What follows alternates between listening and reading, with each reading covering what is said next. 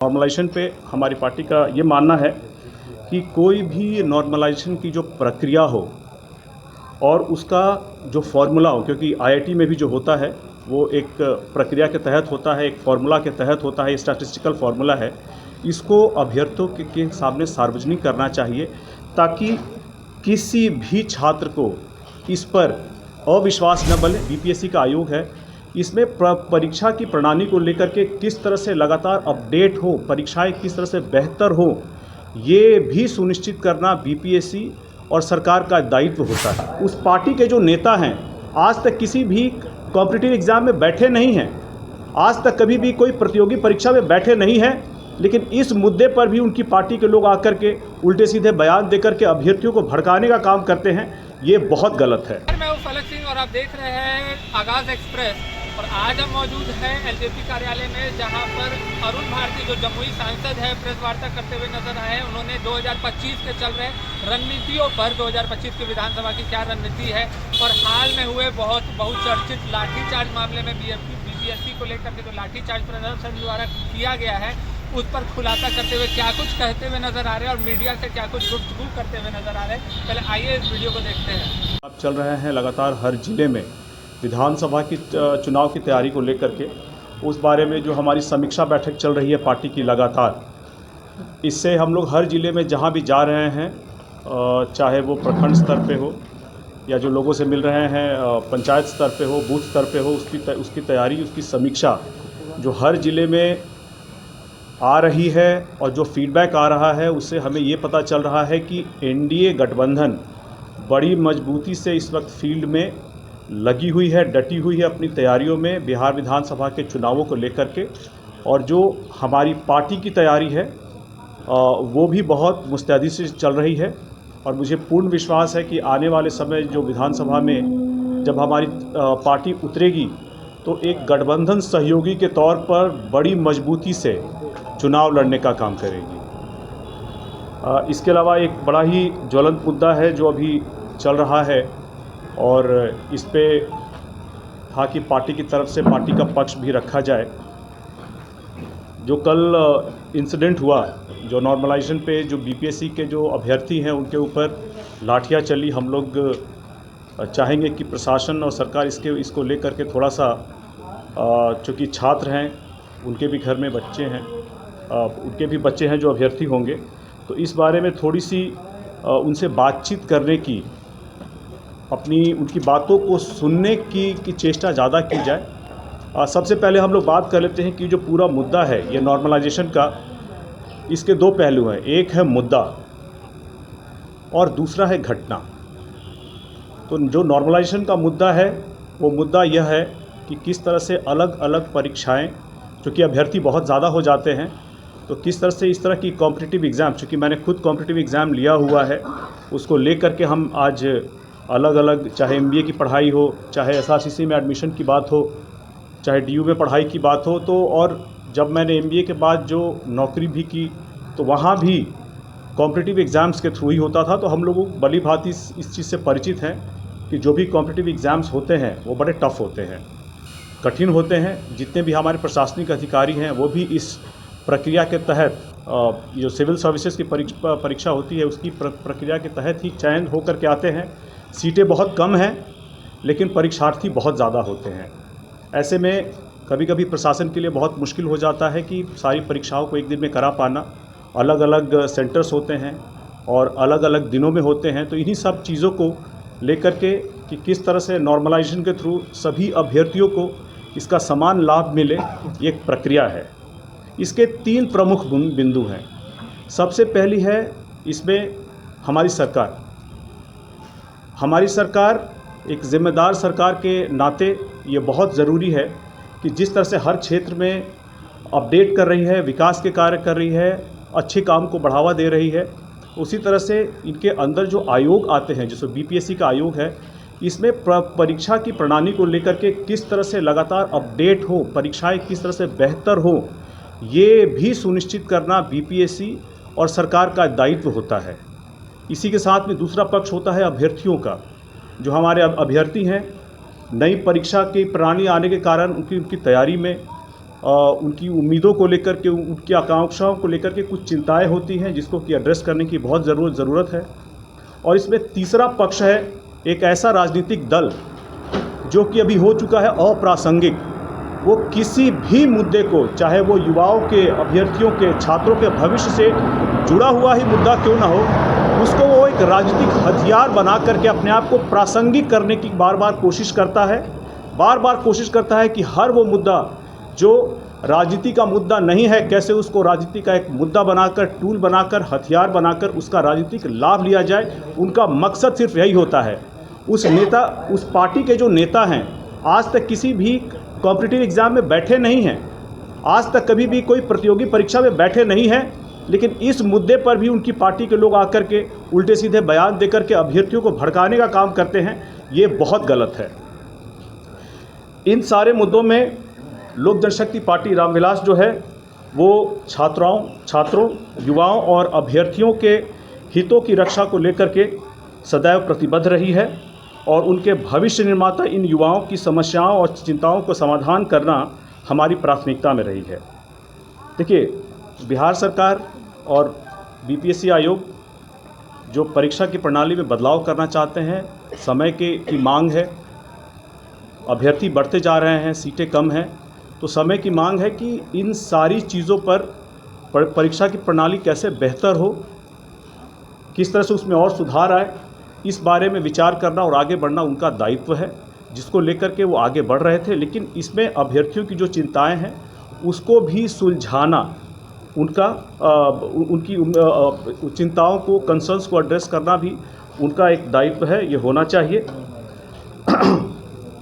इस पार्टी पर हमारी खास करके ये जो ये मुद्दा है नॉर्मलाइजेशन पे, हमारी पार्टी का ये मानना है कि कोई भी नॉर्मलाइजेशन की जो प्रक्रिया हो और उसका जो फॉर्मूला हो, क्योंकि आईआईटी में भी जो होता है वो एक प्रक्रिया के तहत होता है, एक फार्मूला के तहत होता है, स्टैटिस्टिकल फार्मूला है, इसको अभ्यर्थियों के सामने सार्वजनिक करना चाहिए ताकि किसी भी छात्र को इस पर अविश्वास न बने, बल्कि इससे पारदर्शिता बढ़े, ट्रांसपेरेंसी बढ़े और विश्वास हो कि जो प्रोसेस हो रहा है ये उनके सामने बिल्कुल खुले तौर पे हो रहा है। एनडीए का जो गठबंधन है वो धरातल पर इतनी मजबूती से है, इसका रिजल्ट भी अभी उपचुनाव में आपको देखने को मिला है। तो वो धरातल पर कोशिश कर रहा है कि हर ऐसा सामाजिक या छात्रों के भविष्य को लेकर के, युवाओं के भविष्य को लेकर के कोई भी मुद्दा ऐसा हो तो वो उसको एक राजनीतिक हथियार बना सके। और कल जो घटना हुई, हमारी पार्टी का मानना है कि उसमें इन्होंने अपने कुछ असामाजिक तत्वों को घुसा करके उसमें इन्होंने भड़काने का प्रयास किया है।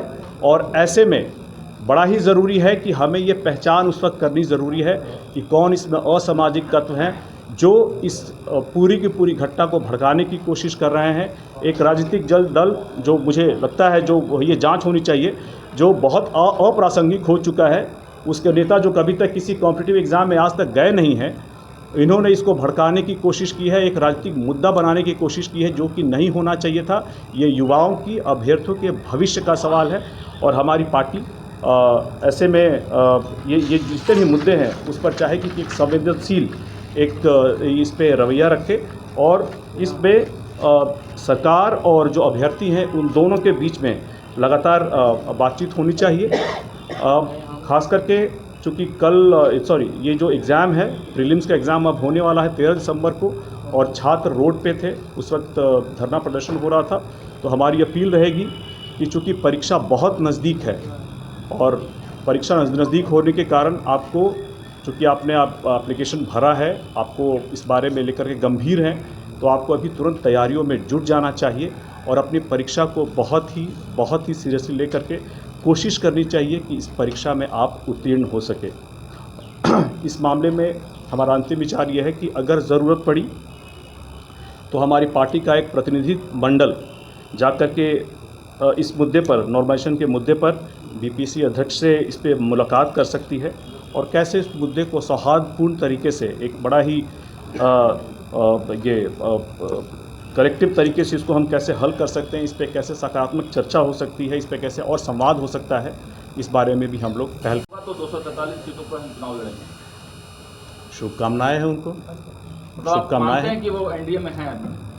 देखिए, इस बारे में हमारे गठबंधन दल के हमारे जितने भी सहयोगी लोग हैं, सहयोगी नेता हैं, बड़े नेता हैं, उन्होंने पहले से ही अपना वक्तव्य दे दिया है। अपने आप को प्रासंगिक करने के लिए अगर वो मानते हैं एनडीए का हिस्सा है तो वो होंगे। इसमें हम लोग को पहले भी बहुत कुछ बोल चुके हैं, अब इस पे और प्रतिक्रिया देना हम लोग का चौकीदार औचित्य नहीं है। को लेकर आपने आंदोलन खत्म करवाया था, महीनों जी। बीत गए, जी। उसमें क्या हुआ? नीतीश कुमार से कई बार बातचीत आपके नेता की हुई और प्रतीक कुमार पारस उस मुद्दे को लेकर जेल जाने को तैयार हैं। तो चूंकि आप गए थे, आंदोलन को खत्म करवाए थे आप, तो क्या जी, बिल्कुल। पॉजिटिव रहा? देखिए, अब तक तो नहीं दिखा। चौकीदार और दफादार का जो मुद्दा है उसको लेकर के हमारे राष्ट्रीय अध्यक्ष चिराग पासवान जी मुख्यमंत्री जी से मिले थे। उन्होंने अपना पक्ष रखा और अभी फ़िलहाल कल जो बॉम्बे गए थे, वहाँ की सरकार के ओथ के मुख्यमंत्री जो बने देवेंद्र फडणवीस जी, उनको मुबारकबाद है, शुभकामनाएं हैं। उनके ओथ में गए थे, वहाँ भी इस बारे में चर्चा हुई है। इस बारे में प्रक्रिया चल रही है, थोड़ा समय दें, आपको एक सकारात्मक रिजल्ट ही देखने को मिलेगा। रही बात एक अन्य दल की जिसकी आप बात कर रहे हैं कि वो जेल जाने के लिए तैयार हैं, घर से निकल करके कम से कम जनता के बीच में चले जाएं पहले, इसके बाद जेल चले जाएं। मतलब 1 महीना सुपर हो गया, कुछ हुआ नहीं, अभी भी कर रहे हैं। होगा, देखिए समय प्रक्रियाओं में वक्त लगता है, प्रशासनिक चीज़ें हैं, कई जगह से अप्रूवल होना रहता है, तो प्रशासनिक प्रक्रियाएं हैं, उसमें समय लगता है। गिरफ्तारी हुई है, उनको जेल भेजने की तैयारी की जा रही है। चला गया जो पूरा जेल दिया गया है, क्या उसको छुड़ाने पूरा प्रोटेक्शन को वो पूरा लीड कर रहे थे इस आंदोलन में, और उन्हीं को जेल भेजा गया है। कि हम लोग इस बारे में रहेगा कि हमें पूरी जानकारी अभी इस बारे में नहीं है। हम लोग जानकारी एकत्रित करेंगे। कल रात की ये घटना है, पुलिस से, प्रशासन से बात करेंगे और कोशिश करेंगे कि जो इसमें उचित न्याय हो, चाहे छात्र नेता को लेकर के हो, चाहे प्रशासन का पक्ष हो, इस बारे में संवाद स्थापित करके जो भी न्यायपूर्ण फैसला हो सकता है इसमें वही न्यायपूर्ण फैसला हो, उस पर न्यायपूर्ण कार्रवाई हो सकती है, उसके ऊपर हो। आपने कहा कि एक किसी खास पार्टी ने भड़काने का प्रयास किया। जी, कौन? आरजेडी भड़का रही थी आंदोलन को, नाम नहीं ले रहे हैं, कौन पार्टी है, कौन नेता है? देखिए, इस बारे में हम दे चुके हैं, हम आपको बता भी चुके हैं कि उनके जो नेता है आज तक किसी कॉम्पिटिटिव एग्जाम में गए नहीं हैं। आप समझदार हैं, आप खुद ही समझ लीजिए मैं क्या बोलना चाहता हूँ। होना चाहिए कि एग्जाम डेट होना चाहिए। क्या लगता है इस पर भी विचार होगा जब आपका एक प्रतिनिधिमंडल जाएगा, तो क्या ये भी बात रखेगा?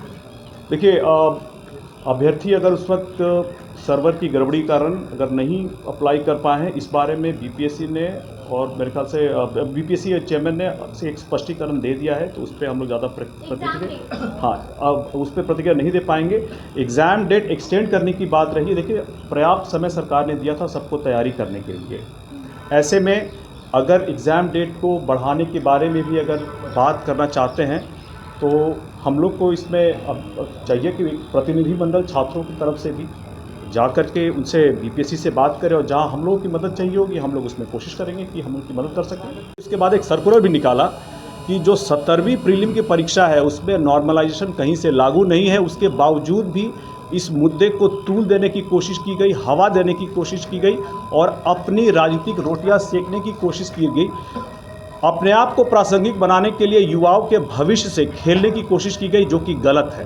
जैसा कि आपने सुना और देखा कि उनके तरफ से साफ तौर पे, स्पष्ट तौर पे ये कहना है, बड़ा बयान सामने निकल करके आया है अरुण भारती जी का, कि उनका कहना है कि जो छात्र के बीच में असामाजिक तत्वों को डाला गया था, जिसके कारण ऐसी लाठीचार्ज वाली वारदात हुई है, और उनका ये भी संदेश है कि इसकी पूर्णतः जांच होनी चाहिए। जी हाँ, उनका साफ तौर पे एक तरीके से कहा जाए तो एक बार है, एक तीर चलाया है उन्होंने विपक्ष के ऊपर, आरजेडी पार्टी के ऊपर, कि ये आरजेडी कहीं ना कहीं इसमें शामिल हुई है, और साथ ही साथ में 2025 को लेकर के तैयारियां कैसी चल रही है उन्होंने स्पष्ट तौर पे ये भी क्लियर कर दिया, साफ कर दिया है कि जो भी है, जो नतीजा है, उसका एक ट्रेलर आपको उपचुनाव में देखने मिल गया है। पूरी की पूरी पिक्चर 2025 में बिहार की जनता दिखाने जा रही है। ऐसे और तमाम खबरों के लिए जुड़े रहे हमारे साथ, देखते रहे आगाज़ एक्सप्रेस। धन्यवाद।